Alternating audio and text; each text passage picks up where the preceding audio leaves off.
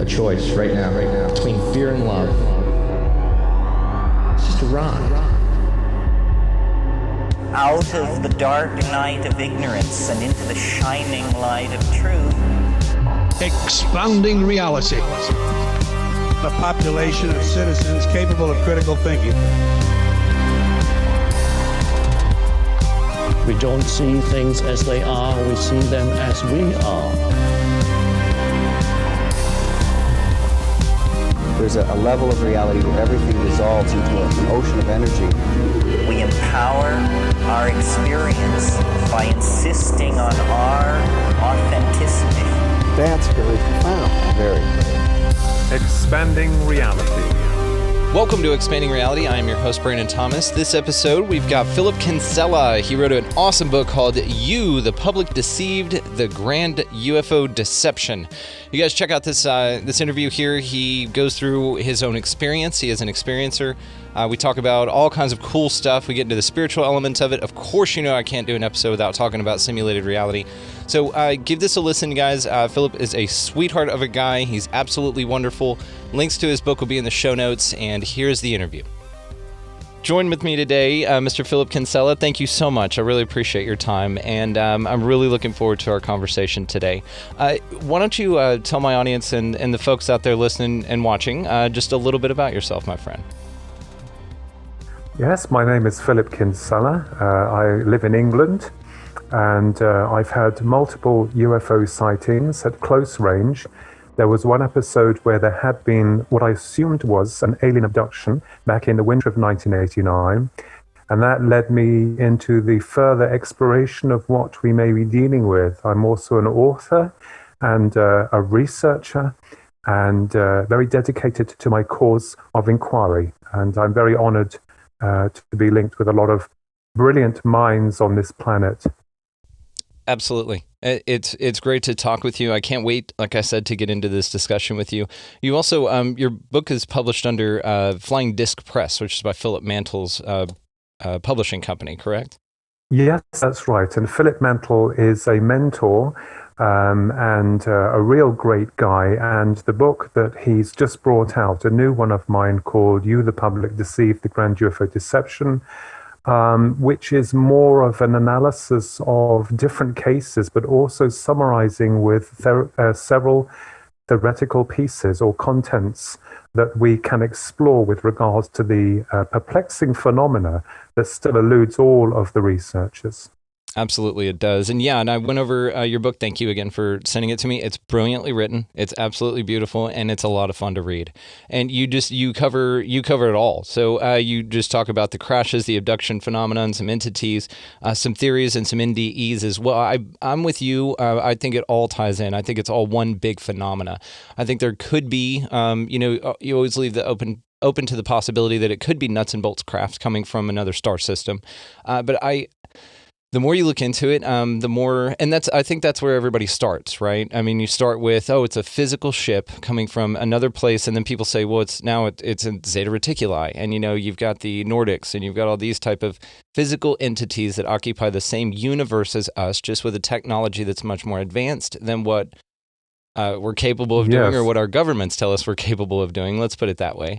And then that's kind of how it is, but it becomes much more elusive the more you look at it. There's so many facets to it. So let's start with what do you think we're up against in this?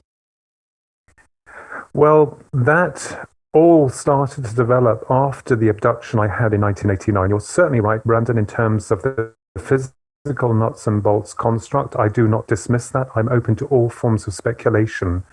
But through my experience, demonstrated clearly that there must be some other elements which we must incorporate into the phenomena. And one of those is how it is that these so-called aliens, or greys, for want of a better word, if we just use those because they're the only ones that I've really researched, are able to bring someone through physical matter. Now, back in 1996, I kept thinking about this, and I was afforded some information that came in a flash or a bolt out of the blue. which demonstrated that perhaps we are dealing with something that goes beyond the physical nuts and bolts syndrome into what we would call interdimensional states of reality. And I think now it's interesting to see for the way that researchers have swayed from the physical nuts and bolts syndrome to this new awareness of consciousness. And this is something that I have been exploring on a very deep level to try to satisfy my own curiosity of what we may be up against, as it were. Yeah, absolutely. It also, and like you said, that is where we start. We start with the nuts and bolts. We're fed that through movies, through TV, through comics, through everything like that. But the more you look at it, the more extreme it gets. And it's also to that case to where, when people were reported these sightings a long time ago in antiquity, it seems that the phenomenon is one step ahead of us technologically to appear, because I think it was the Vikings that reported ships, like wooden ships, but they were flying in the air. Now they could construct actual floating ships that would float on the water, but they couldn't, of course, make them fly. Yes. And they could see that, so it was something that they could grasp intellectually or cosmetically, but they couldn't grasp it on a deeper understanding of how they operated or what the phenomena was. And then you move on to, like Ezekiel's wheel. You've got things, people reporting that, they're nuts and bolts craft, but now all of a sudden they pop in and out of existence. They evolve, and it seems that they evolve just one step beyond what we're able to grasp. What do you think that has to do with? Why do you think that evolution is necessary, if it is necessary at all, or why it occurred in that order? I kind of lost the thread because I was talking, and then I thought perhaps maybe you come back on, and then of course my mind started to go, and I thought, oh my God, but never mind, let me start again. Let me try. I realized the question you asked, which was about the morphing of the phenomena. That's it. Start there. Yeah. Okay, so action. So, dear God. That's okay. Well, here, actually, let's do this. Let's just tell our audience what happened. So, what happened? We were just on this call, and you're, of course, in the UK. We're halfway around the world from each other, and yes. I'm in the country, so I've got kind of dodgy internet. I actually went ahead and upgraded it. We just got our system upgraded on Friday, just right before this, for things like this, so that we could avoid stuff like this in the future. So it actually cut off mid you having an epiphany, and I sent you an email saying, well, I think somebody doesn't want us talking about this, and that's what you got the boot.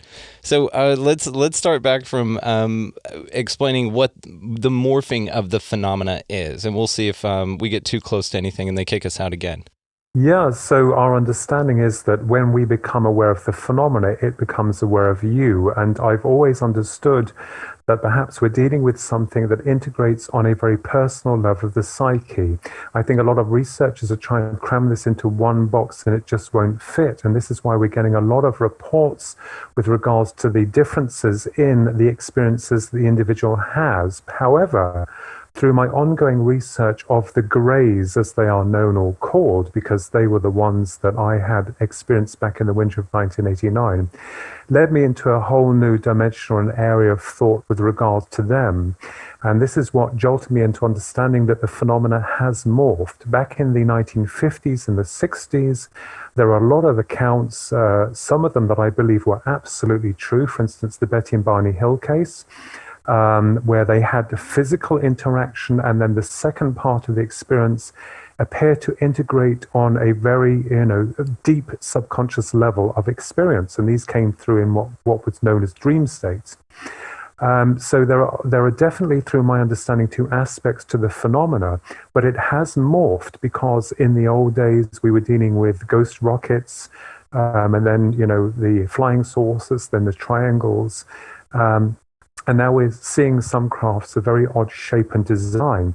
So I believe that the intelligence behind it does not want us to fully integrate with that consciousness, whatever consciousness that is, or those beings as they are known as. And I think it's very interesting because from my perspective, from my understanding of what's going on, is that it's a clear indication that people are talking about, disclosure, but I don't think that this intelligence wants to disclose itself to us. It's almost as if we're chasing shadows, certainly where the greys are concerned, because they're like specters. and certainly not the, benign intelligence that we will expect from another world or another realm or dimension or whatever you want to call it. So these are puzzling facets indeed. Have you seen in China when they clean out panda cages, and what they do is they put on panda suits, and so they mimic the animal, and then they walk into their environment as to either appear as one of them. Native Americans used to do this. You've seen the pictures where they're dressed as a wolf or something and slunk down and become part of a pack. It almost seems like that's what it is, because clearly they're not trying to hide in the sense that they're everywhere. People have reported them since the beginning of time, but it does seem like they camouflage themselves in a way, and maybe their panda suit is a psychological panda suit, right? Maybe it's something that it's to the form to where they want us to see, but they don't want us to understand. Like those pandas know that there's somebody there, and the new panda just hopped in, but they don't know that there's a human being under that with a story that drove a car there, and they don't understand all the elements to it. It almost seems like that's maybe what's going on with this, and that's why it's one step out of our understanding or our realization. Yes, and a clear indication also that those entities don't really want anything to do with us. They want to take what they need from us, and then they disappear. They take off until they come back again. And I believe also that understanding the phenomena, the complex process of the abduction certainly grabbed my attention, because I was always curious as to how they did it, what the Greys were, where they come from, why they're doing what they're doing. And to me, it seems suspect that we have an intelligence that appeared like clones that themselves cannot reproduce. And one of the questions I wanted to ask was, why would a species that cannot replicate, be interested in reproduction? And this is where a lot of the questions began to formulate within my mind about what are we dealing with. The other part to this is very complex, but I always say to people, before we ask any questions about the Greys or the aliens, we have to take into consideration about what we are, what we represent. And this is an area that most people feel very uncomfortable to address, because when we're dealing with elements of the paranormal, most notably the UFO phenomenon, and also the Greys and the abduction process, we have to take into account of why they are doing what they're doing and form some speculations around that. That's important, I believe. Well, the good news is you're on the right show. This show is, I recently had a guest on, and I said this show is not This Is What Aliens Are About. It's called Expanding Reality. So what we like to do here is speculate wildly. And the what if game, I love the hell out of that, man. So we can definitely do that. You're in a safe place here, Philip. So we feel free to do that. Yeah, so when I began to investigate the Greys, as they're known, as it were, I wondered how it was that I was able to be forcibly removed through solid matter. And the abduction itself is a very long-winded experience, so it's going to take a long time to explain all that.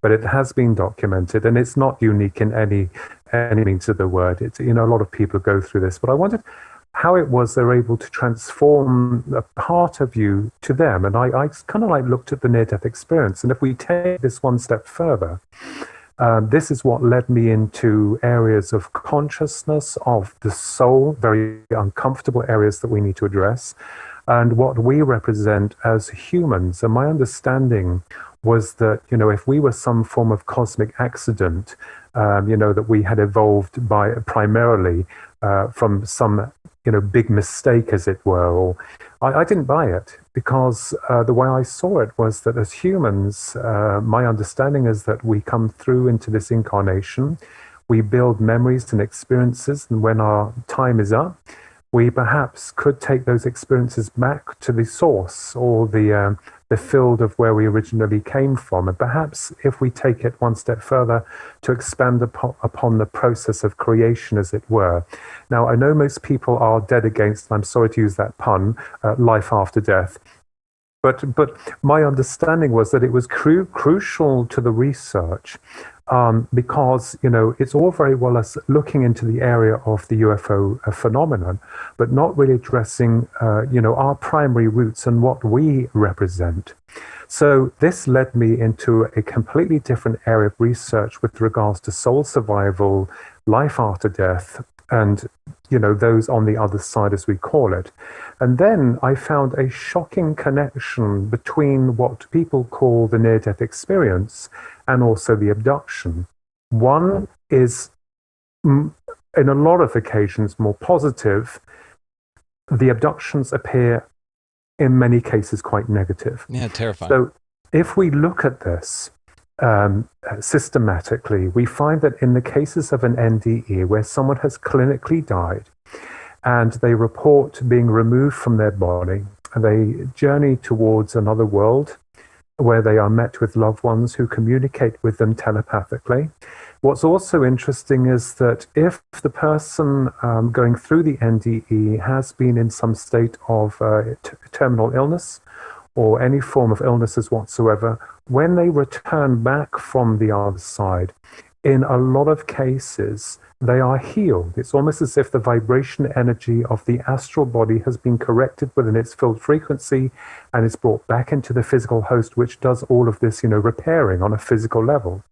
There is also a sense of timelessness from the NDE and also a complete transformation of the way they view their life. Now, I know that there are some people go through some bad experiences. I understand that. But the majority of them go through, quite wonderful, life-transforming, experiences.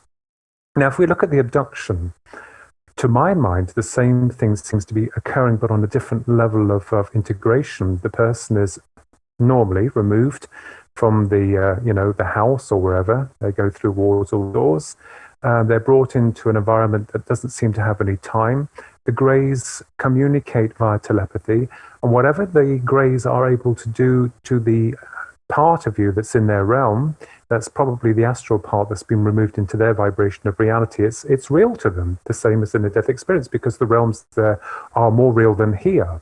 And of course, whatever they do to the body will affect its physical counterpart, because there's still a connection to a degree. So I was more curious to find out, well, if the Greys are from another planet, if we take another example, Betty and Barney Hill, just one example, they had an amazing experience in New Hampshire back in the very early 60s.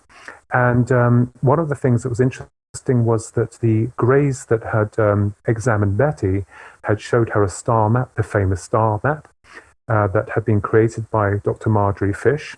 After many years of extensive building and creating this map. And it appeared that the Greys that Betty and Barney had encountered had come from the planet Zeta Reticuli. Now, what's interesting to note is that I would very much doubt that a group of Greys would travel all the way from Zeta Reticuli to kidnap and examine a lovely couple and then go back again.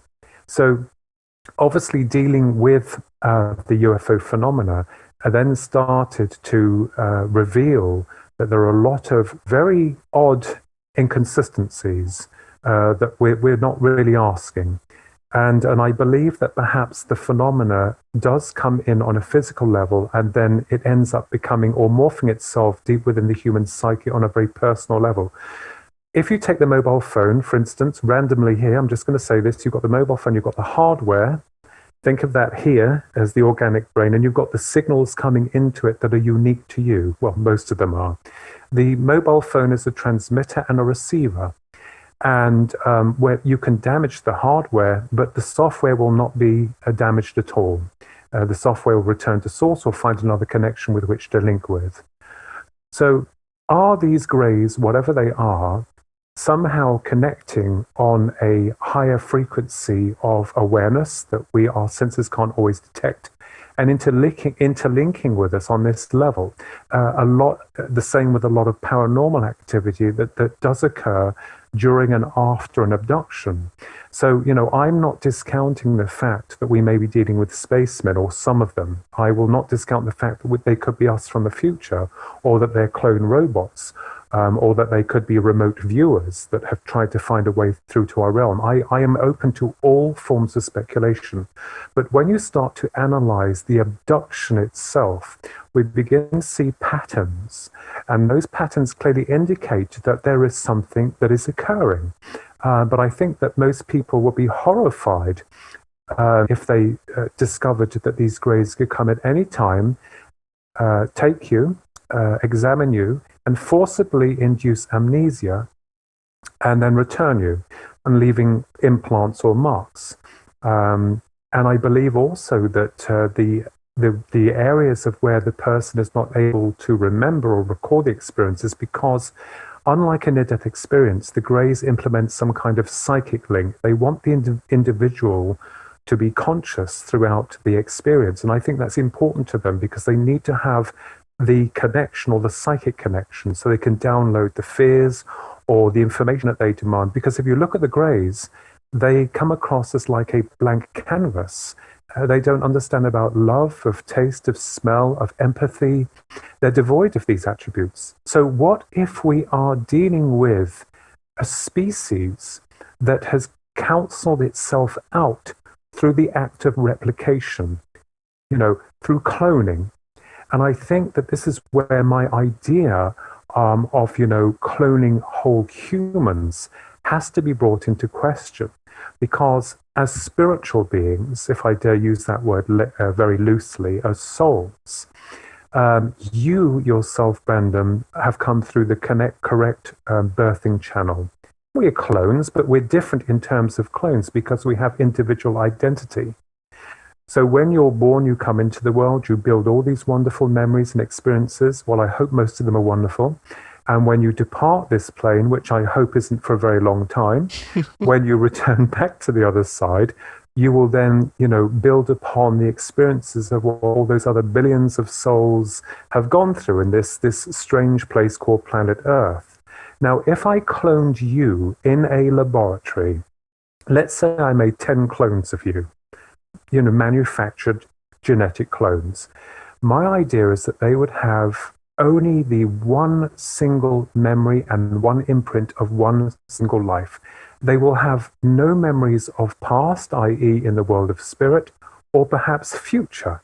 So the argument is, and it's very theoretical, when those clones die, that spark of awareness may not be strong enough to get back to where you have come from. And if the Greys are implemented this on a universal level, and they have found a planet which surprisingly goes through this form of reproduction. And this is why I wanted to look more into the so-called hybridization program. I didn't see any hybrids at all when I had my experience back in 1989. My experience was, let's just put it this way, very intrusive and embarrassing. But at the same token, I understand from other researchers and those that have experienced this on all manners and levels indicate there is some kind of program going on. Now, Dr. David Jacobs, who I met in Arizona some years ago now, he believes that they are among us and that they want a takeover. Well, I respect the good doctor's thoughts on that, but there may be another reason as to why the Greys are doing what they're doing. So that in a nutshell is basically where the idea of consciousness, of soul, of replication came into fray with regards to the research that I was doing. Okay. I just feel like there's a lot to unpack in what you just said, and I love every bit of it. And it only leads me to more what ifs. You've definitely found a home on the Expanding Reality show here, man. So let me ask, because I do want to talk about your experience, if you don't mind, because I've got some specific questions about some things. Because I honestly have I've yet to interview an experiencer directly. It's been just something I just hadn't come across, and you're my first, so thank you very much. So I do want to, though, ask about, so the part that you said about the astral body is maybe what they're working on, not the physical body. I think that is brilliant. I think that is probably something that's least of all understood about the phenomena, but I think that it makes the most sense as far as your ability to transmute into matter and how you're able to physically go through matter that you shouldn't be able to, or that we've been told that we can't. Maybe some kung fu master can that's done this for 30 years in a cave or something. But it's also something that I do think that you're right. And to the Greys element of it, it seems like, and I've heard the theory, and I'm sure you have too, that they're basically robots or androids. And if you were going to traverse the depths of space, you wouldn't want a decaying body or a body that can be damaged by radiation or something like that, the smart thing to do, because Mars right now that we know of allegedly is inhabited 100% by robots, right? And that we sent there. And because that's the smart way to do it. And maybe that's it. Maybe it's these self-replicating things that go out and they're just here to explore and we're just a big science experiment. Or it's a deeper thing with our DNA specifically. It's a deeper thing with our soul specifically, or our consciousness, or our source. And then there's a couple schools of thought on that. I do want to talk to you about the simulated reality theory. Have you ever heard of that? That we're just living in a big simulation? Yes, I have. That this isn't real. That and there's several theories about that. I always felt that when I was a kid, and I believed that the world went on forever. I'm not a flat earther, by the way. Okay. But when the teacher told me that we were on a planet, I had to grab hold of my chair because I thought I would fall off. Right. And then the shock of trying to work out, well, what's holding all of this together? I mean, what are we looking at here? This is incredible. And of course, I've looked into areas of the universe, of consciousness, and that, it could be possible that when we are born into this realm, when we, come into this reality, that there is a program that is linked within our brain that is telling us what we are seeing. Now, we do also understand that we are programmed also from a educational point of view, which tells us what is real and what is not, and what is right and what is wrong. Okay, I get that. I understand that we have to have some platform and some basis of, the empathic nature. Unfortunately, the world is not like that in reality.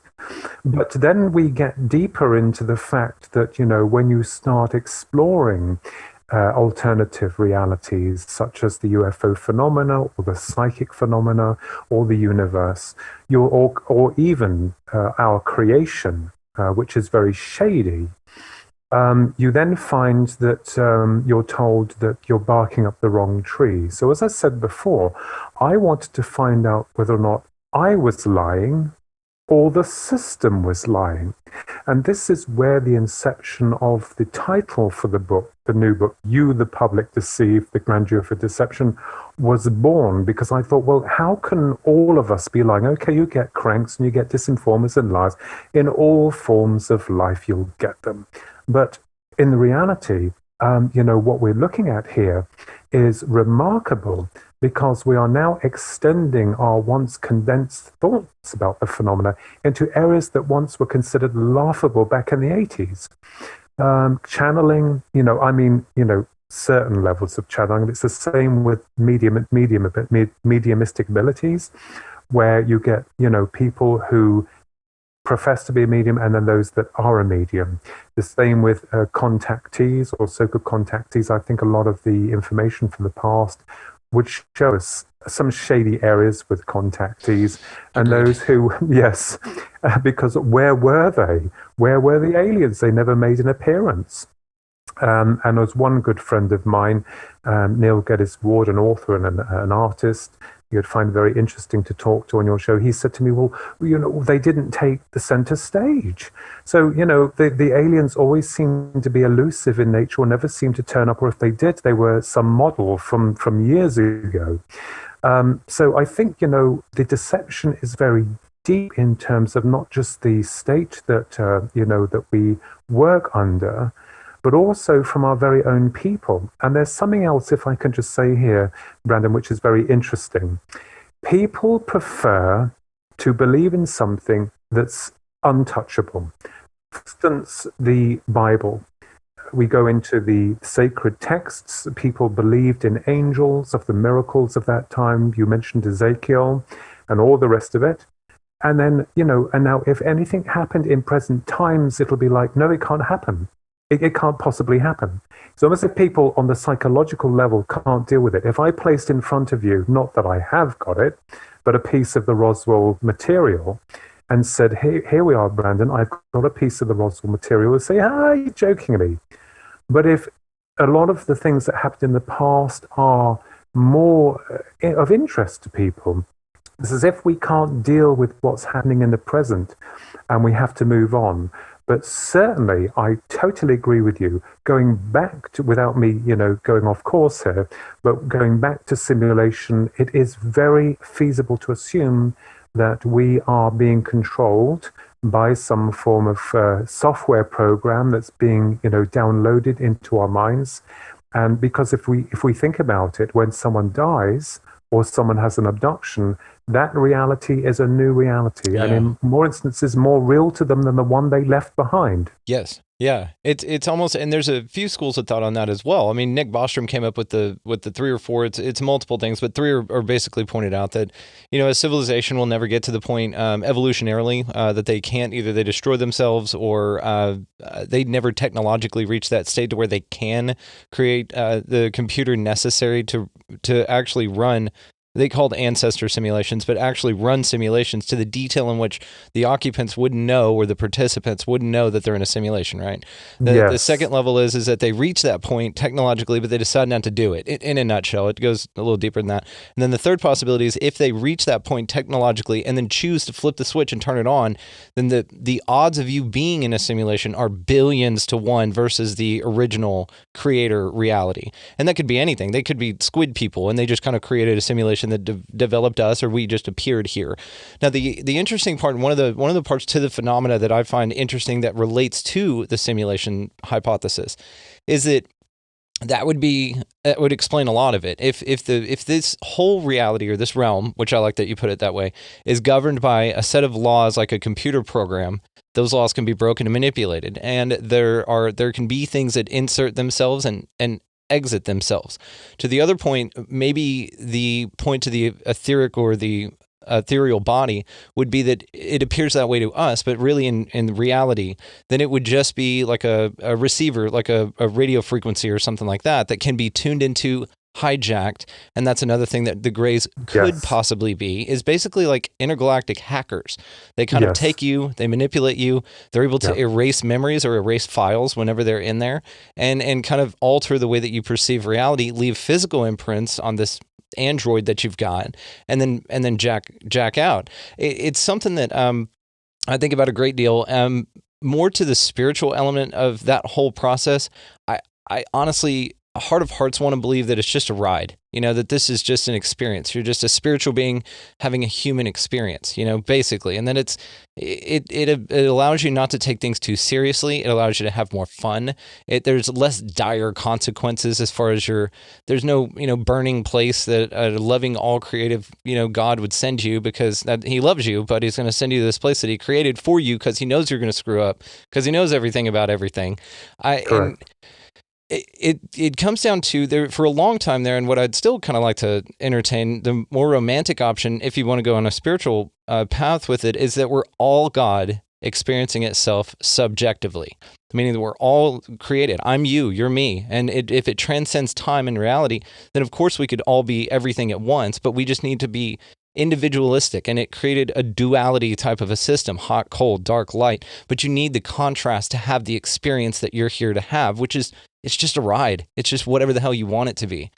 Yes, absolutely. And this is where, most people still within the UFO community try to divide the essence of what we are, and against the UFO phenomena, because sadly, God love them, a lot of people want to still believe in the other planet hypothesis. I absolutely, totally understand that there could be other species out there, but let's look at it this way.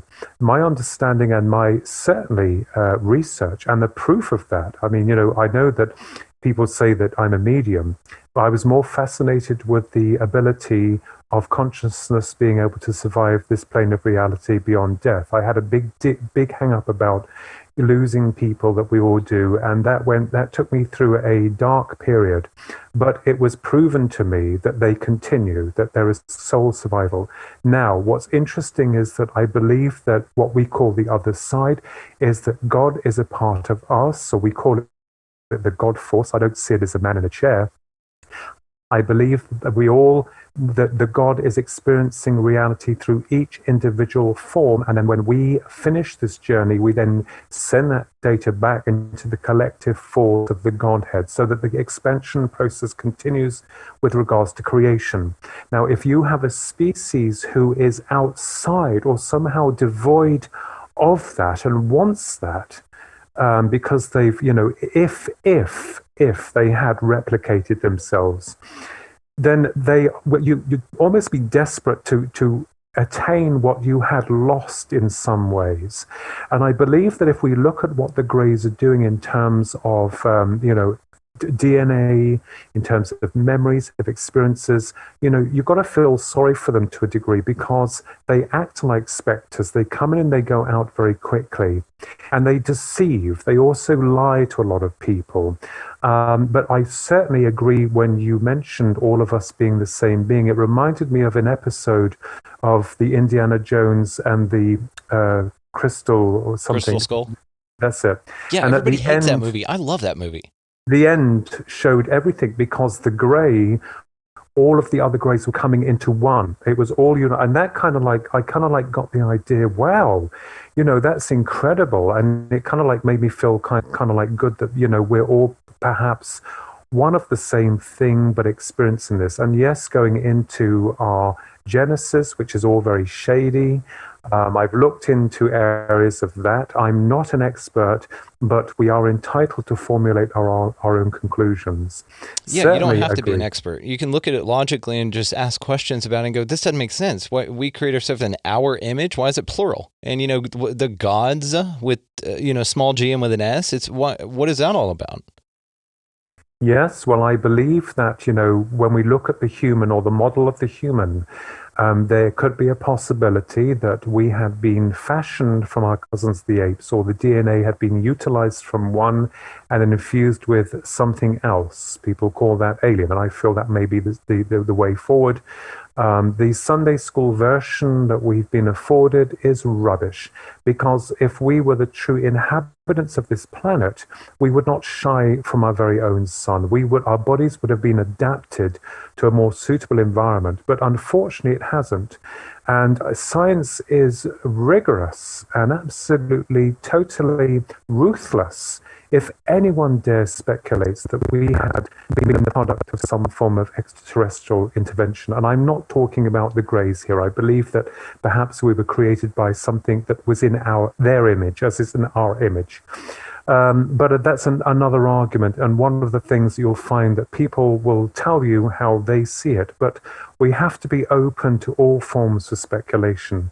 But I totally agree with you there that, we are all going through an experience, and that we are, to love, to understand, and when the journey ends, a lot of people report that when they pass to the other side, it is a universal experience of love and of acceptance, of total unity, and the beauty of being individual for a moment in time. Now, most people are horrified because they think, well, will I be absorbed back into the God force and not have identity? No. We understand that there is an aspect of the personality which survives beyond the state of death. Doesn't mean to say that it's completely nullified or absorbed back into the God force, as we call it. We don't know enough about that because no one's been in the core of the experience long enough. So we can only speculate as to that hypothesis. But certainly, yeah. It's awesome, man. I knew I was gonna like talking to you, but I'll be damned, dude. There's a lot of depth to you, and I really, really appreciate you coming on and talking to me about all this cool stuff. So let me ask you this: if it is the case that after death, and I think that what you say, the fears that we have about after death is, number one, the seemingly unknown, right? It's very hard to say this is what it is because you're told a lot of things, right? And you're told a lot of things from people that you trust, your family, your parents, all that. But it turns out that maybe that's not accurate. And the only reason they believe that is because they were told that as well. It's not a direct experience. And the biggest issue that I've got with, if that's the way in conventional religion, is that it's not innate. It's got to be told to you. It's not something that you experience on an innate level. Like your hair growing, your eyes blinking, your heart beating. These are things that you don't need to be explained as far as your body's ability to do it and to function that way. If we're talking about your eternal soul here, there'd be a clear roadmap. If there was a right and a wrong, and it was that dire, it was your eternal soul, then I don't believe that it would be so open to interpretation. And I don't think you'd have mortal representatives here on earth that diddle children and that, beat their wives and things like that. And that's the guy I'm supposed to be listening to.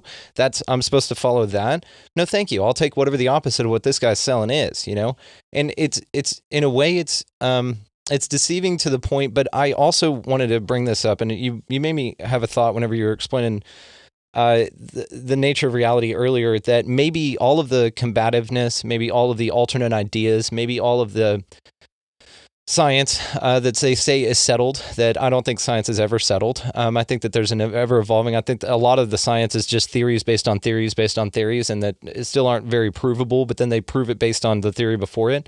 Now, what may be happening is this is all just a big puzzle, or it's a big game, or it's an experience, like one of those escape rooms. Have you ever done one of those where you go in and it's timed and you have to follow a bunch of clues and you have to solve a puzzle before the time runs out?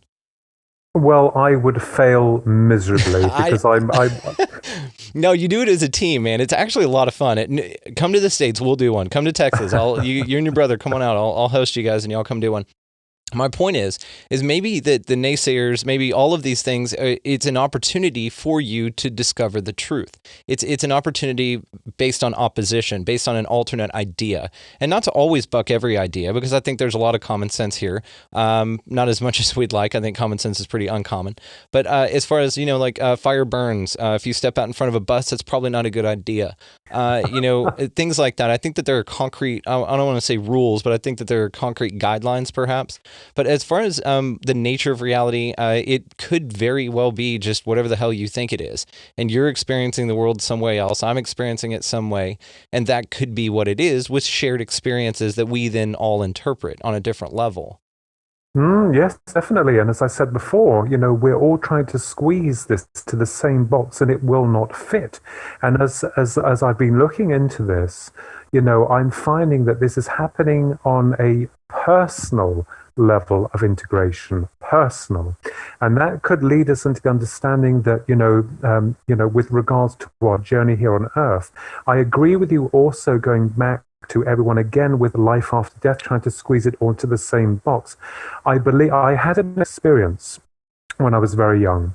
And, I'm not here pushing anything or proving anything. I cannot and will not. But it has changed me on a personal level. The experience that I had of almost dying when I had crossed over, if that's what you want to call it, there was a point or an abyss where I felt like I wasn't in control. And I felt also like that, everything here on this planet was very human. We're looking at it in a very humanized fashion. I believe that when consciousness, and I still believe, and I've been corrected so many times, but consciousness is awareness of self. When that separates from the body, the soul, it's consciousness. When that separates from this reality, it is stripped of the human, parts that we had been, the very animalistic functioning to a degree of what we had been in this life. And, I know that people try to bog it down with fear and control, which has happened in history through, religion and fear-mongering. I believe the process is very natural. No one complains about coming in, and they have very little memory of it, as they do when they go out. They don't complain about going out. At the end, it's almost like relief to them. So I believe that there are fascinating aspects with regards to the survival of consciousness. However we glam it up, there are certain things that we do know. Belief shapes reality. If you have a belief in something, that's shaped into your reality of how you perceive that reality to be. The Greys themselves, going back to the Greys, something must have happened to them, on a monumental level. And I like your idea of robots. That also has been explored. But they seem to be harvesting or wanting something that they have lost. And on a primordial level, in terms of the physical inception of what we became as humans, could we ourselves have appeared as, first of all, as a blank canvas, and another species had integrated their intelligence fashioning us? Are those greys doing the same, fashioning themselves into a new genus through us? We don't know. And these are questions where people will put down your throat saying, no, no, no, that's not how it is. But as I say before, we have to be open to all forms of speculation.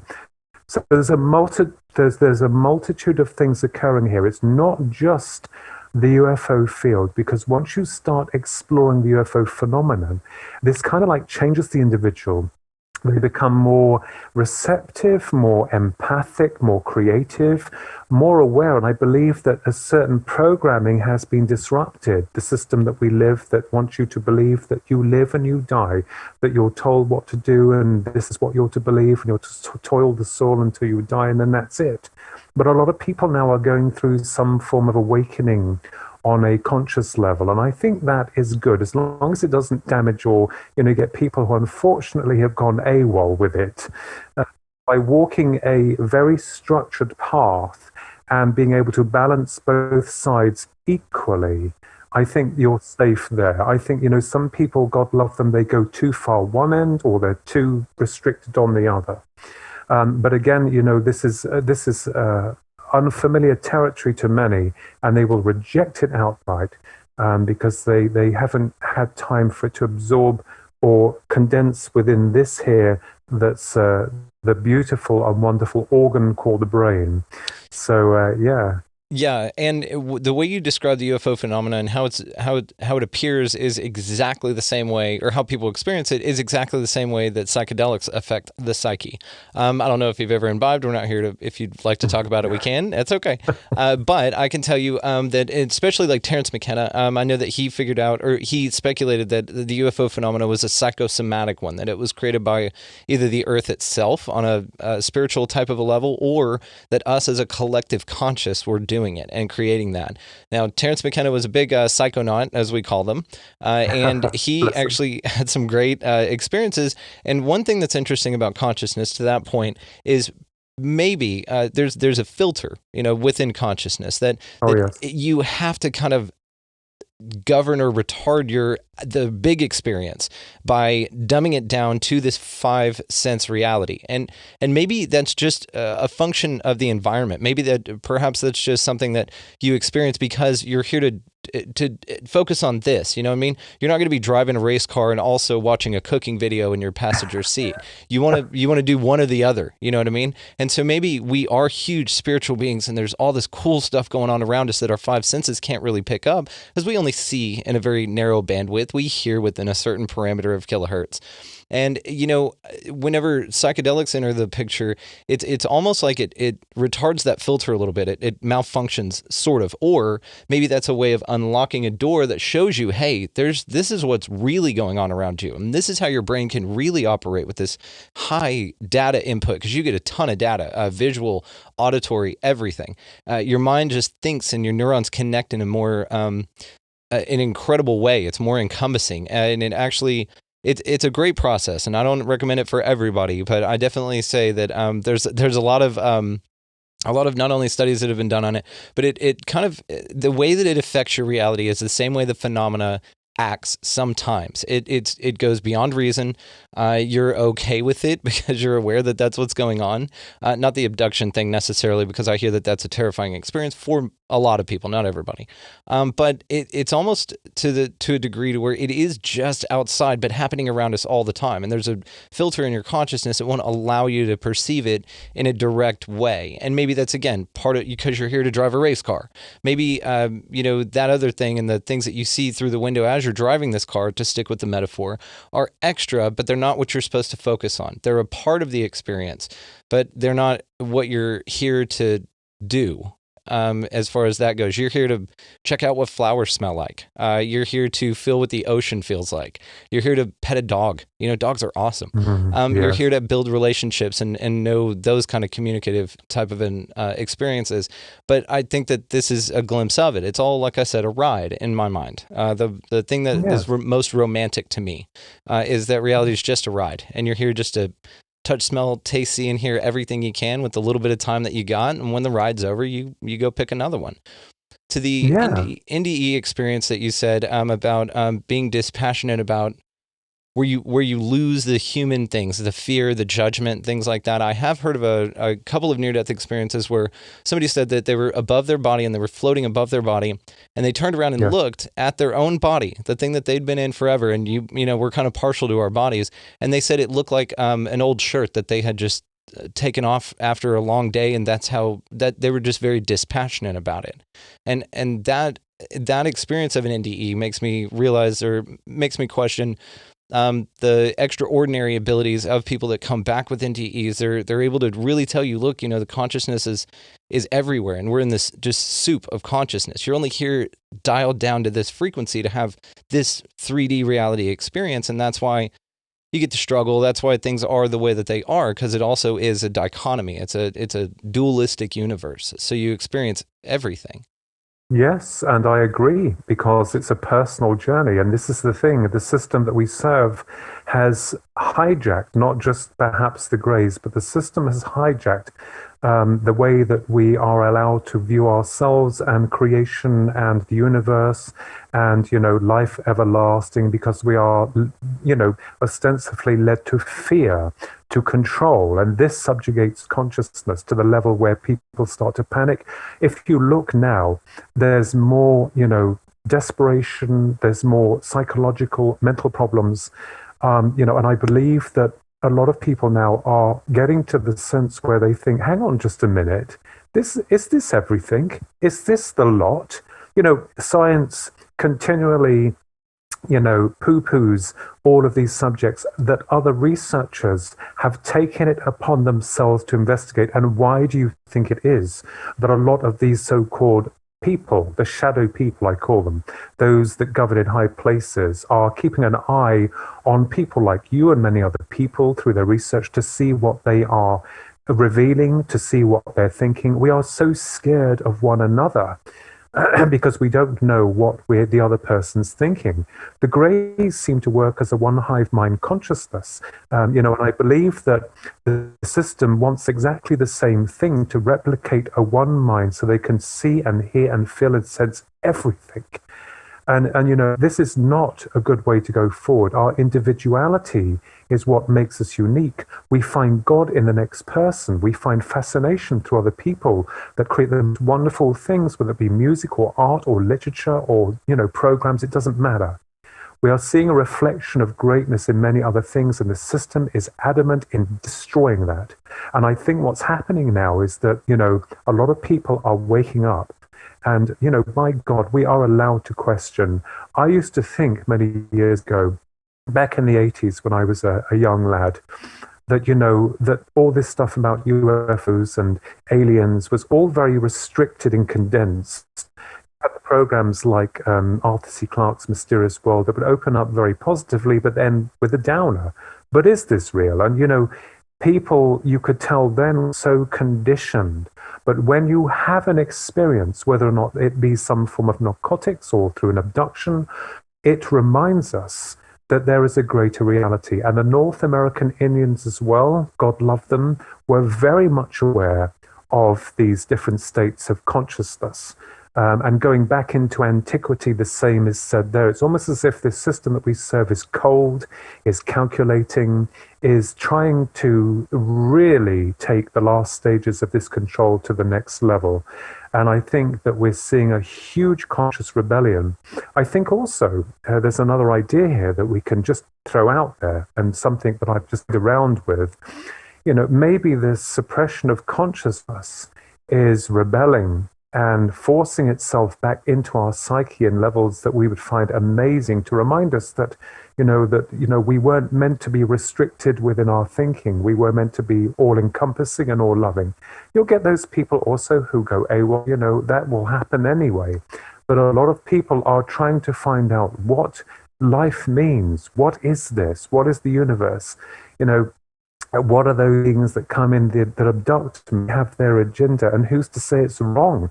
Maybe they see it as their right to do what they're doing. Because this is where we have a lot of contradictory thoughts within the phenomena. So you can see, Brandon, that, I haven't ended up in an asylum yet. Not yet. They're coming for you, though. I do have a sense of humor with this, certainly with the research, and it just opens up this amazing spectrum of other realities. I never, I never would have believed that my interest in ufology would then open up to, talking to the dead, or rather being used as a transmitter for downloading information, because that's all that's happening. No matter how much someone glams it all up, at the end of the day, we're all receptors, we're antennae, and how we utilize this is able to transverse other energies which are invisible around us. And, going back to the analogy of the mobile phone again, that is a very classic example that I've used. It's a great example. It's a to brilliant show, example. Yeah, to show that, most people are switched off, but hang on, what if I switch that one on? And like, whoa! And they come forward and they say, my God, would you believe this? And they look at you as if to say, well, I think you're from another planet. And then what also occurs is through this transmutation of different alternative realities of experiences, it changes you. And, that I think and feel is the most beautiful thing. When my maternal grandmother passed over to the other side, we've all lost people. And seeing her coffin, tiny coffin, I thought, no. And I went to go and see a medium for the very first time in my life, who worked for the FBI in America. She worked on cold soul cases. She wiped the floor with me, Brandon. And I got back in my car after 2 hours. I put my head down on the steering wheel and I wept. And it was like this whole weight had lifted. Because I thought, my God, this medium knew about my alien experience. She knew about the UFO. She didn't know me from Adam. And I thought, how? And then I went back to her, which she was right 2 years later. And then she started to teach me how the process of discarnate communication, take away all the flim flam and rubbish and all the stage. It's a process of, understanding information that's coming through on a different level of reality. The UFO subject is more powerful and overbearing because it seems to forcibly move its way into the psyche, whereas the talking to the dead, or you're not talking to them, they're just sending you signals that you have to decipher and scramble from their level of reality. So this led me into very deep waters of investigation. So that is where I was and still am in terms of exploring the different types of dynamics that we can utilize on a theoretical level of trying to work out what are we dealing with. And I believe that the truth is far more amazing than the condensed version that we're giving it at this moment of time. Completely agree. And to the flim-flam part of it, I think that there's dissenters in all elements of that for maybe a variety of reasons. Number one, the system that's a rigid system that wants to keep you down and not show you the truth at all for whatever reason. And I think that reason is because we would create a different world that doesn't benefit them. It's kind of like the battle of the War of the Wattages between Edison and Tesla. That he did a smear campaign on Tesla, and Tesla died penniless. And one of the best inventors of our time created wireless electricity, and we could all be living on that, but it couldn't be metered and regulated. And so not only was it discredited, it was destroyed and snuffed out. The papers were taken after his death, and then the installation was dismantled. So there goes that dream. Terrible. Early 1900s, we could be all in a very, very different place right now. And I think the system in place is designed like that on purpose. And it's designed like that because those people know the truth and those people know what's really going on, but they've been able to manipulate the human spirit and kick us down and distract us in such a way to where we don't ask these kinds of questions. And you look like a lunatic if you do. But it's one of those things that, why aren't you talking about the football game? Or why aren't you talking about this reality TV show that everybody's watching that therefore you should be watching too? Why are you talking about this alien shit?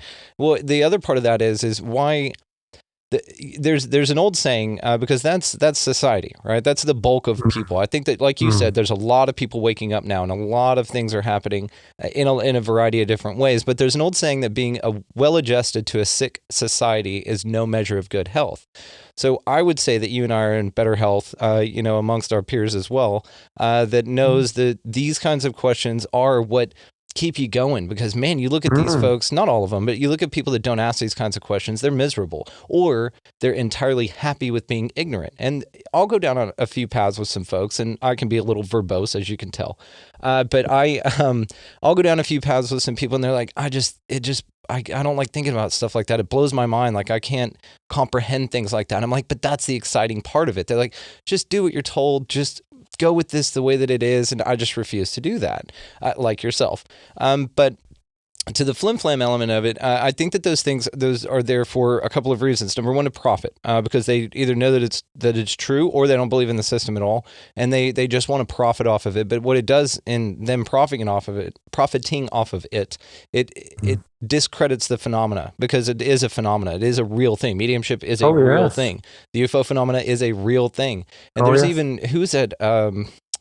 There's a CIA guy who was told to infiltrate UFO groups. I forget that it wasn't Dottie, was it? Rick Dottie? I don't think so. Anyway, there was a guy who worked for the CIA who infiltrated UFO groups and actually gave talks, but he led everybody in a wrong direction.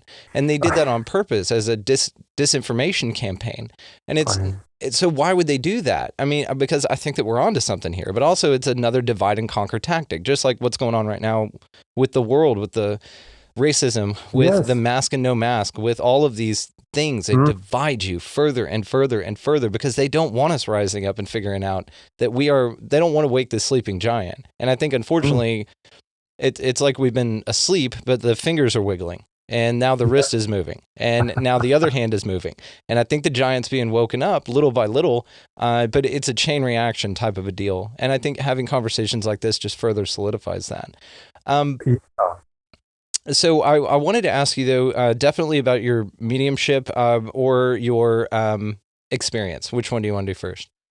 I'll let you. Well, the experience itself, I mean, mediumship, anyone can claim anything and become sensationalized. I have never in my life been one of those people. I have always been after the truth and working out how things work. So that was another area that really interested me in how they were able to communicate, and also the other side. I will say that something was proven to me back in the 8th of June 1998. We were doing a lot of research at Rendlesham Forest here in Suffolk, England. And I co-authored a book with the original investigator, Brenda Butler, called Sky Crash Throughout Time, a further investigation of the Rendlesham and the UFOs that were there before and after the initial UFO experience with the American military in 1980. I've met Colonel Charles Holt. He's a wonderful man, very on the ball, and Jim Peniston. He's a lovely guy. And but one of the things that we did after Peter Robbins had suggested, back in the late 90s, he said, you got to go there. You got to go to Rendlesham Forest. You got to see there's some strange things still going on there, And Peter is a dear friend. And so we decided to go out there, and we were performing these experiments, me and my twin brother and Susan. I heard a song by Karen Carpenter, wonderful singer, beautiful artist, no longer on this side of life, called Calling Occupants. And I thought, I wonder if that's possible. I wonder if we can call them. So to cut a long story short, we had done a meditation here in Bedford a week before to our journey to Rendlesham, which is a 2-hour journey for us here, walk in the park. We asked them to appear to us, that we would take no equipment with us. And bearing in mind that we've done a lot of research, a lot of strange things happened. Again, it's like an area where I think when UFOs have penetrated a certain area, it brings in a level of high strangeness. So on the 8th of June, 1998, we had gone, I've got to think about the dates because there's so many in my head. We had gone to the forest, and we performed this experiment in the middle of the field, just outside the forest. And we had been witness to an amazing formation of a triangle object with a gap and a circular appendage underneath it. It was silent. It was glowing brilliantly above these trees. It was huge. And I started to run towards it. That's a whole new story that did happen. It was recorded, and I've put it in my other works as well. But one of the things I found was that I was thinking to myself, well, is this operating from me, or is it like knowing what I'm thinking and then doing that because we're all there, or is it wanting to show itself to us? So I believe that consciousness, individual consciousness, has some part to play in it. the confusing aspect is people will say, well, did it belong to the Greys? Well, I don't know. I couldn't tell you because I didn't see any Greys at that time at 1998 when we performed this experiment. People look at you as though, oh, you're just making it up. No, this actually happened. And I documented it, and Neil Geddes Ward did a small documentary and they used the CGI thing with it. It was incredible. Can we replicate it? No. So going back to the abduction in 1989, that was completely different and totally unexpected, and nothing that I had sent out mentally to them saying, oh, I want you to abduct me, or I want you to come and get me. Nothing of the sort. It just happened. But it did leave physical marks, and there were also some patterns that another researcher has connected that is very, very odd indeed with regards to what happened. You know, and it's interesting, too, that you said, because the observer has a lot to do with the phenomenon, how it's experienced. And Yes. it's interesting because some people see different entities. Some people see craft. There'll be 5 people standing there, 2 people see it, 3 don't. And they're all looking at the exact same place. And so Yes. the observer element of it, I think, can't be discounted, and it can't be just dismissed and swept away. I think that that's a big part of it. And so, yes, I do think that on some level, this has a lot to do with our consciousness. And to what you said about the phenomena, when you look at it, it looks back. And then when it looks back and you look at it, it notices you're noticing it. Then it'll do things to have you notice it again. And it is this kind of dance that goes on. It wants you to know it's there, but it doesn't really want you to know what it is. It leaves you wanting more, but it won't tell you what it really is. It's an interesting dynamic between the observer and the experiencer and the phenomena itself. It's fascinating. So tell me about your 2016. Right, that was with the 9th of April 2016 at exactly 11:15 at night. That was witnessed by other people. What happened was that my twin brother and I had returned from a couple of friends in the village of Copal, police friends. They were celebrating an early birthday meal for me and my brother. My sister and my niece were also present. They had come in a separate car. So I didn't drink because I drive, my brother doesn't, so I had to drive us home. So my sister and my niece drove on, and my niece lives in the village of Marston Mortain. We had moved from there many years later. We had lived there, and she dropped her mother off. So then 10 minutes later, I decided to take my brother back home because it was getting late. And, I think we had work the next day or something like that. Anyway, so I'm coming out of the small village, going onto the bypass, and then cutting off towards Kempston, which is where we live. And in the distance, I could see, well, we both could see, me and my brother, these formation of white lights that were quite low. But I thought, first of all, they're workmen's lanterns. They're workmen's lanterns. I don't know why the thought came into my head. And as I'm driving closer, I get onto under Cow Bridge, which is not far from where we live. It's a small bridge. And I pull the car over, and I'm looking at them, and my brother's looking at them. And I'm thinking, I went cold. I wound down the window. I have a car now with a posh electric button now, but I had to wind down the window. And the reason I did that is because I wanted to hear if I could hear anything. Couldn't hear anything. The 3 huge luminous spheres were just sitting there. And I said to my brother, I think they're by our house. So I wound the window back up. There they were. I drive up to, outside our property, get out the car, and there they are. They're in a triangular formation, silent, very low. And my man bag starts to buzz. And I'm thinking my phone's ringing in there. I have a choice. I can either take the phone out my bag and answer it, or I can use it to take a picture, or I just keep my eyes on them. I thought, no, I'm keeping my eyes on them. Couldn't believe it. It was like the feeling that you get when it's just snowed. There's that quiet. Now, what's also interesting is that there was no person walking their dog. There was no person coming back from the pub. There was no one. So I'm looking up at them. My man bag is going off again. And the huge sphere, they're all the same size, moved over very slowly towards the back one to the front one. It didn't touch. Then it went back again, and then they moved in a configuration where they were in a line, a perfect line, 1, 2, 3, and they started to move off quickly this way, and I couldn't believe it. I was like, oh my God, this is incredible. I couldn't believe, your brain's trying to process all of this, So I get indoors and my phone's ringing again, and I pick it up, and it's my niece. I said, "Are you phoning about the UFOs?" They were my exact words.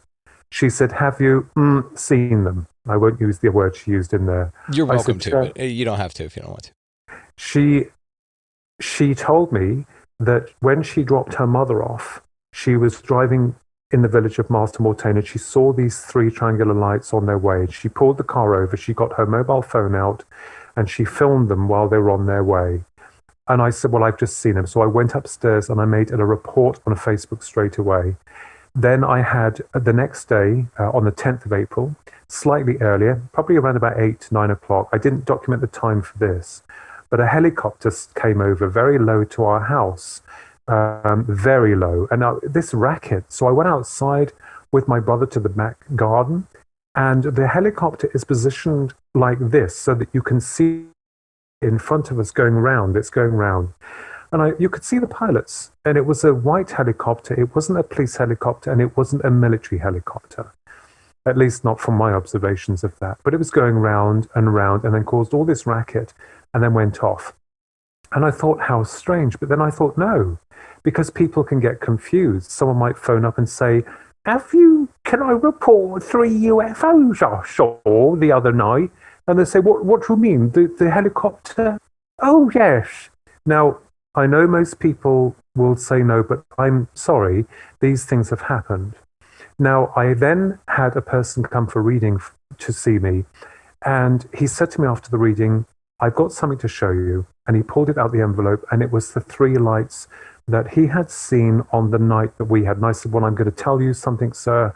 They were very low, like waiting for us." Now, does that make me and my brother special? No, it doesn't. But it was incredible, and they were documented in the new book, You the Public Deceived, because I wanted to show people that, these things do happen and they are documented. I have a chap that I'm talking to this coming week who read this in my book and has seen them and wanted to talk. He's going to talk to me about this. So, but when they are there, and you're thinking, well, why? What are they doing? We got no communication, if it's sounding a bit crazy here. There was nothing, but it was awe-inspiring and absolutely, I can't find the words. And once again, another puzzle. It'd be lovely if they beamed us up and told us all and then beamed us back down again. None of that happened, and we didn't lose time. That was exactly at 11:15 when I had got out that car and they were above us. So they must have got there probably, I don't know, they were sitting there and there was no one around. There was no one around. But you've had an abduction experience, and so Yeah. with all of this, though, it seems like that you're kind of like tracked or marked. Basically, there's like a big spotlight on you guys at all times. So that's why these things and the phenomena will keep appearing. When you had your experience, did you let's talk about if you're comfortable with it, your abduction Yes. experience, because I'm Yes. curious about that. But I do want to come back to your sighting and tie the two together. So walk me through that. What happened there? In 1989, we'd lived in the village of Marston Mortain. That's where my niece lives. She's moved now to another neighbouring village. But I came back from work, and the time would have roughly been about 7:15. It was winter. I didn't take a note of the date, really, because at that point I was just getting in. Well, after that, I was getting really involved in this. But I got through the door, and we lived in a cul-de-sac in quite a large house. And all the doors are glass, the front part of the house, frosted glass doors, and all the doors were, and this is a central theme that starts to occur with the abduction itself. So I got in the door and I walked through the hall and I walked straight to the kitchen stroke diner, laid back against the counter. Our dog Benji at the time is in the front of the breakfast bar. So the glass door is open so I can see out into the hall. Now I must stress here that as you walk straight forward as you came in, you would go into a shower room, and also my brothers and mine, we used to share all those years ago a study bedroom. It was quite big because the house had plenty of rooms. And so this is important for me to state that. So I'm standing there, leaning against the counter, looking through to the hall. My brother is in front of me in the dining room area, so he can't see into the hall. And my sister is to the left, far left. We were having a coffee, talking about something. I remembered I wanted to go outside for a cigarette. I used to smoke then, never smoked indoors. But the atmosphere began to change. It became electric. It was bizarre. And I remember the dogs starting to growl. You know, when they start to growl, and I'm like, well, what the hell's going on? And then all of a sudden, did something very strange. He froze. Then his head looked up to the ceiling. And these were his exact words that I will never forget. He said, there's going to be an earthquake or grandma's going to die.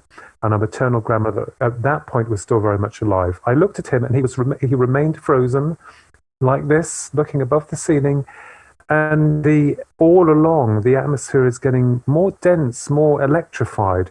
Then there was this light that came up from the driveway to our house. And I thought that my mum at that point, at 20, was coming back from work. And when I saw this light coming up to the door, the light intensified and the dog started to really bark, really quite scared because he was distraught. And as this light got brighter, where the doors are to the frosted glass doors to the house, they started to bend. It was almost as if the light was manipulating the physical structure of the door, the glass doors. There was, big another panel of glass there as well. And instantly, as this going backwards and forwards, my mind screaming, my brother's frozen, my mind screaming, what is happening? And then this small being, it was about 3 foot tall, diminutive in size, clad entirely in black, and it had what I could see or perceive to be a motorcycle helmet on its head, although it wasn't your classic motorcycle helmet. It's the only way I could describe a helmet. As it came through this light, the door returned back to normal instantly, and it ran into our bedroom stroke study.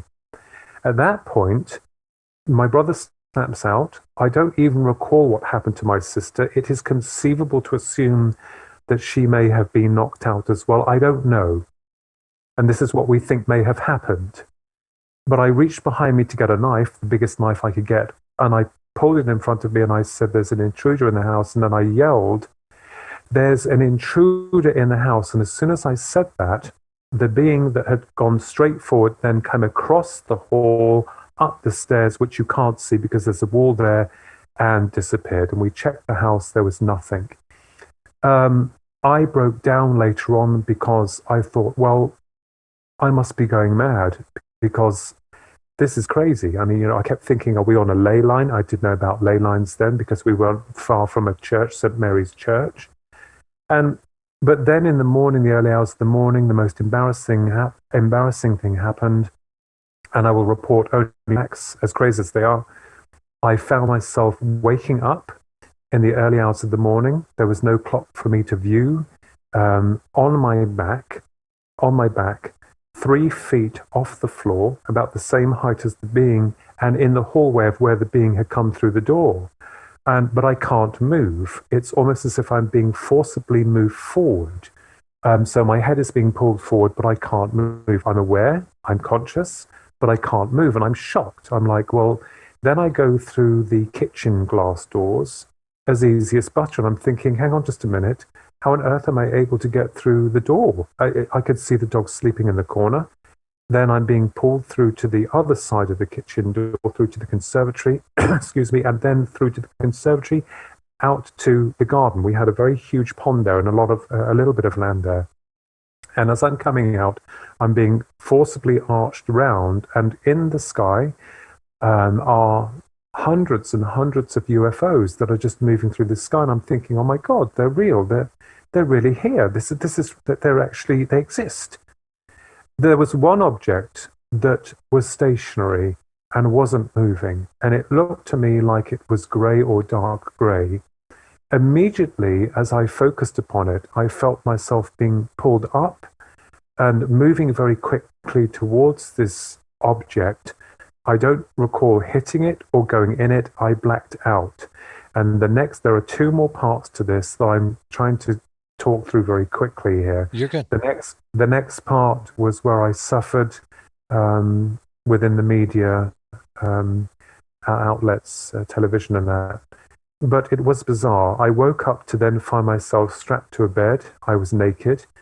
I woke feeling disorientated or very hot because there was a little bit of steam in the room, but it felt very hot. It's like being in a sauna.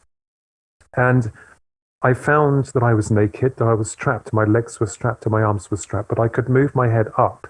I could move my head, but I was restricted through the rest of the movement if trying to get off. And when I looked to my right, it was quite a dark room, but there was light to the front. There seemed to be an alcove, and there was like an opening where light was coming through, but it was cut off by this bit that was in front.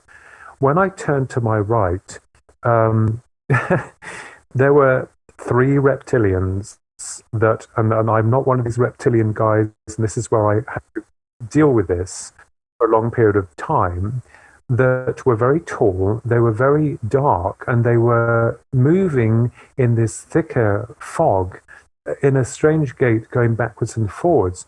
The problem I had was not just seeing them, which horrified me, but then realizing that I had something that had been inserted into the lower abdominal region and felt organic within the bowel because I could feel it. Immediately, when I realized that I'm somewhere I shouldn't be, I've got something inside me, and these things with no empathy, cold, I started to scream, yell. I wanted it out. I wanted it taken out of me. I don't know how long I've been yelling for, and then all of a sudden, this creamy grey, people talk about them being grey, but this was more creamy coloured, appeared through the passageway to where in front of me, around this corner bit. And when I looked, these 3 guys had gone. But may I just state here for the record that the fear and the terror cannot be measured. And even the publishers to my first book, Believe, Bridging the Gap Between the Psychic and UFO Phenomena, omitted this part because he said people wouldn't understand it. He actually had the part omitted from the book. So, so anyway, the small creamy grey comes forward, and all of a sudden I felt this device, whatever it was, retract. People have said to me, did you see it? Did you? No, I felt it. It was being forcibly taken out by something. Maybe it was a machine or something, I don't know. It didn't feel like there was anyone there. But the grey came forward and I was able to move. The straps had been released and it ordered me to dress. It came through more like a knowing or a feeling or words that were here. And I thought, well, I need to get the hell out of here.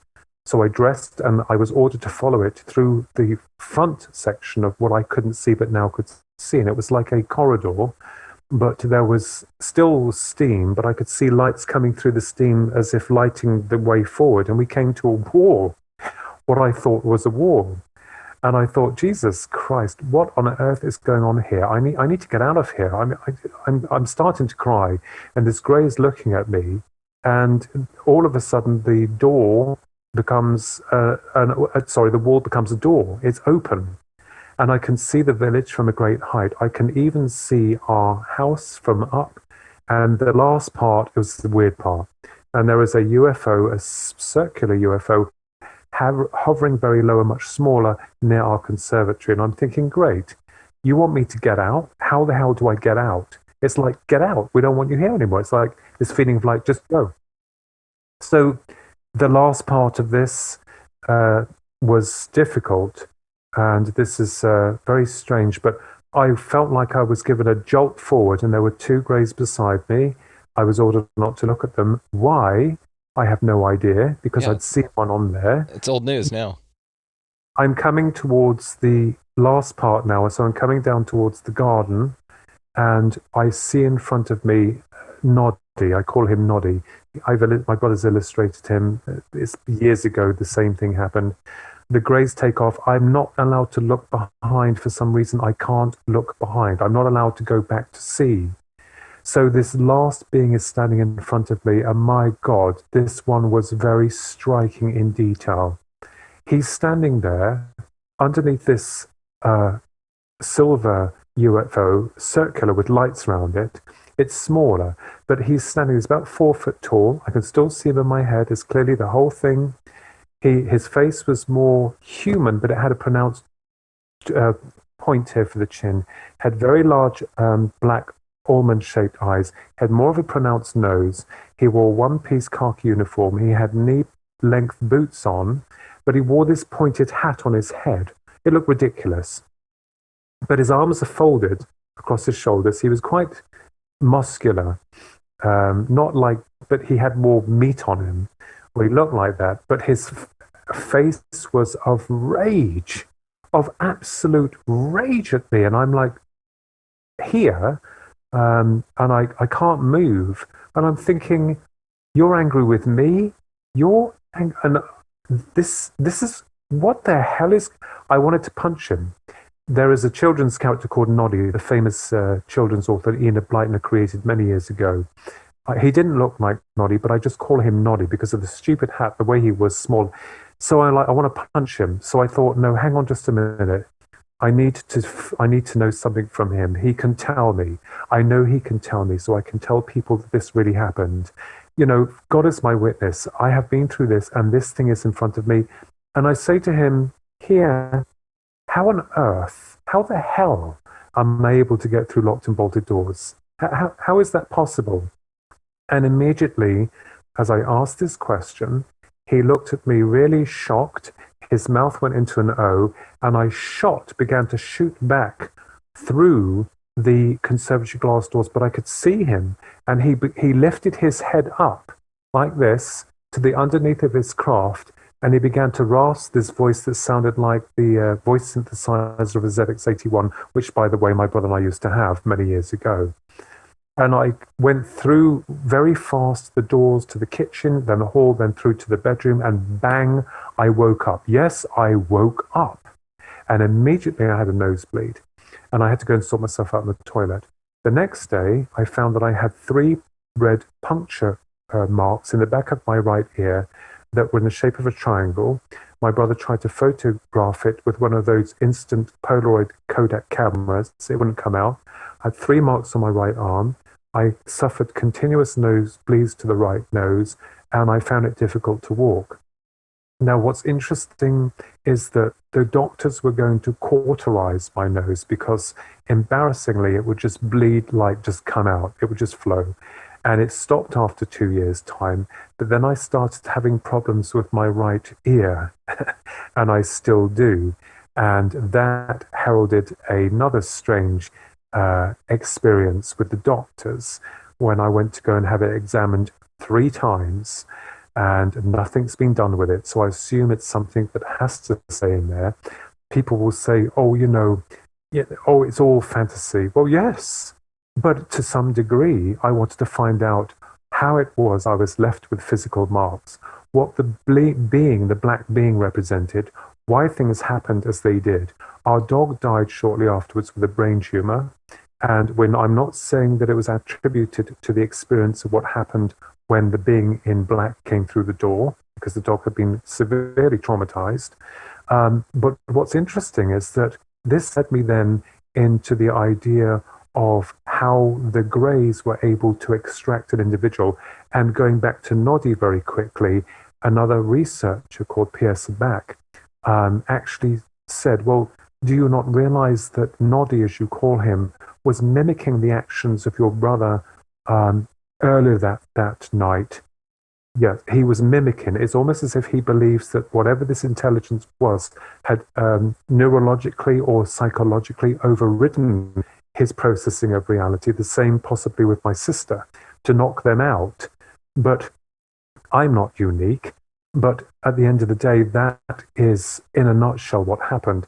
I have nothing will be added, nothing will be subtracted. I've had people trying to tell me it was this or that, and I'm like, I can't change it. I don't know why it happened. Yeah. And it's your story. I think it's fascinating and interesting. So do you believe that your body physically was taken, or do you believe that it was more of an ethereal? So your body stayed there, they jacked your soul basically, and that's how you were able to transmute matter. That's how you were able to get through everything, and that's also how you were able to descend the craft from an elevated perspective, because you just basically just fell through and appeared on the ground with no Yes. impact or sense of No. falling or anything like that? Floating. See, that element of it is fascinating to me because I've never heard that before. That's been the first experience of that kind that I've ever heard. But then the physical marks would transfer in theory, right, from your soul to your body, because you hear of people who have had past life regressions where they've got birthmarks on them, and basically they remember getting stabbed there, and that's how they died, or they have head wounds from a bullet wound, and then they'll shave their head, and there's one on the other side too. And so it's almost like your soul can imprint basically on your physical body. Now, did you have an implant in your ear? Is that what was discovered, or just an issue? Well, it began as an issue, and then after some time, I went to the doctors many, many years later because it was a problem. Every time I shouted, it felt clogged. There was something in there. And on one occasion, I felt whatever it was physically move back in the ear, and I mean physically, to the point where I was so shocked, I had to phone the doctor. And I went to the doctor, and he had a look. And the first examination, he didn't say anything. The second examination, a couple of years later, led to the doctor looking in the ear, then looking, and then leaving it. And what was weird was nothing more was said about it. It was like it was just left. And this is the God's honest, I will not lie. The third one was the most revealing. So I phone up the doctors and I say, look, I'm awfully sorry. I need to get this checked. I've had it looked at twice. I need someone to tell me what it is. So, and I think this will amuse a lot of people here. It certainly amused me. You've got to see the funny side to this. So I go to the doctor, and the doctor gets me in, and I said, I've been having problems with my ear. Can you just have a look into the right ear? So she looked in the left ear to begin with, and then she looked in the right ear. I guess they do that to see what they're, we're all a bit different, aren't we? So she's looking in the right ear, and she's looking again and then again with her device, and I'm thinking, oh my God, what's she looking at? So she said to me, hang on a minute, I need another opinion. I need to get another doctor. My stomach drops because I'm thinking, Christ, what has she found? Yeah. So she went to go and get another doctor, and another doctor came down, and she took the device, and she said, her words, it looks like it's still healing. It has a crystalline structure around it. And a few more remarks were said that I can't quite remember. That didn't make any sense to me. And then she put the device down and went back out again. And I looked at the other doctor, and she looked at me and she said, have you been abducted by aliens? Shut up, really? And yes. And I went back to my car. I laughed and didn't say anything. I went back to my car far worse than I'd gone to the doctors. And I thought, now another person had said, do you think that the aliens had control them? And I'm like, well, I wouldn't go that far. It could have been just jest. But one of the strangest things I found was that it's just got to stay there, whatever it is. And I still have it in there. And I can feel it. And most people say, oh, get this done. And I'm like, hang on just a minute. This is my body. I will do as I please. I don't have to prove. If that was taken out and shown, they still wouldn't believe. This is my experience. This is what I feel I need to do. And I'm thinking about the 2016, event. So if a big if it is from them, then perhaps it's some kind of link, transmitter, whatever. Yeah, like a tag. That's kind of like the thought on it. Yeah, and you remember that Dr. Roger Lear did a lot of work with those. That was really cool. It's too bad he's not around anymore, man. I'm sure he'd take a look at it for you. Well, at the end of the day, I'm more than open to be examined. I have got nothing to fear, nothing to hide, but I want it done by the right people, because these ones were like, well, if you've got something, would they send you to an ear specialist, to the hospital? And I thought, well, this is weird.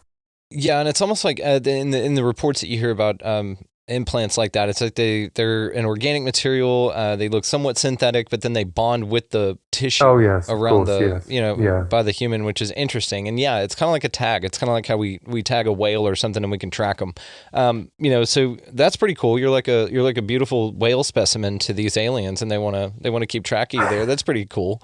Well, they didn't seem very happy with me at the time, I can assure you. So God knows what the hell that was about. I have no idea. But Pierce Mack had suggested that perhaps this is something that may lead to past experiences and not just in this life. If we look at the phenomena of as Dr. Jacques Vallée has stated, and I had the esteemed honor of meeting him, it morphs with, and I'm always very respectful and very honored. There's no ego attached to it. I am honored to meet peers, your peers. But he realizes that there could be a connection with the folklore of the past that has morphed and transformed into what it represents today. So we could be dealing with something that's very ancient, that is connected with us, on a very personal level of psychic integration. But the experience was, there was nothing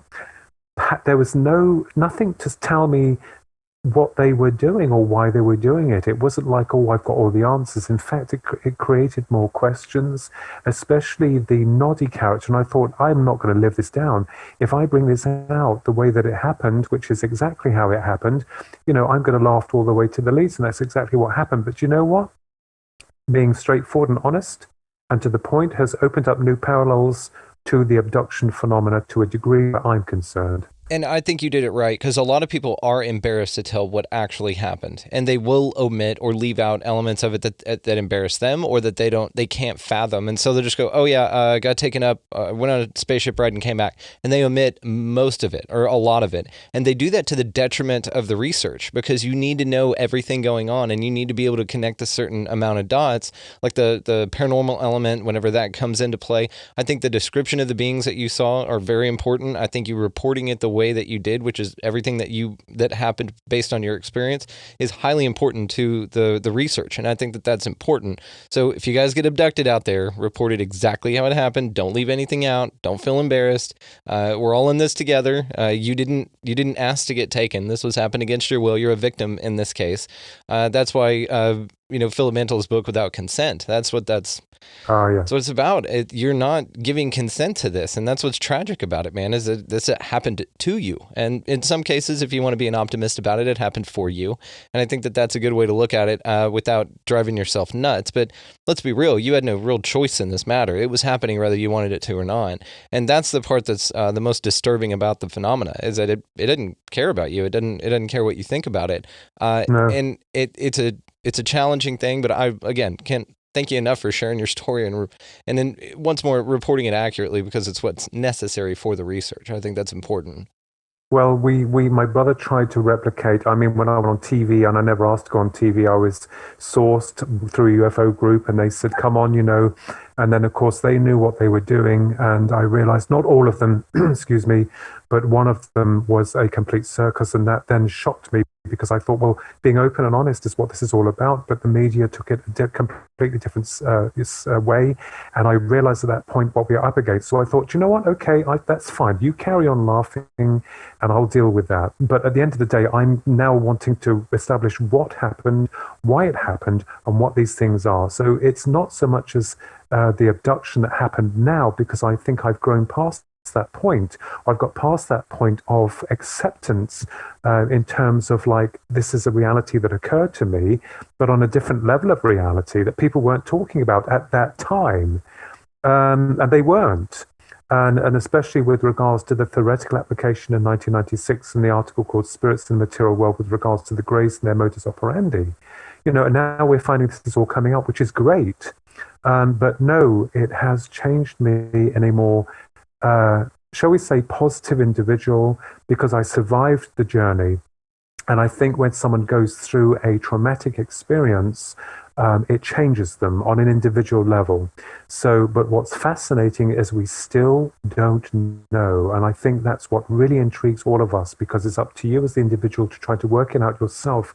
And even if you can't work it out, it is there. It's a reality. So it's multifaceted with all its forms and the way that it presents itself.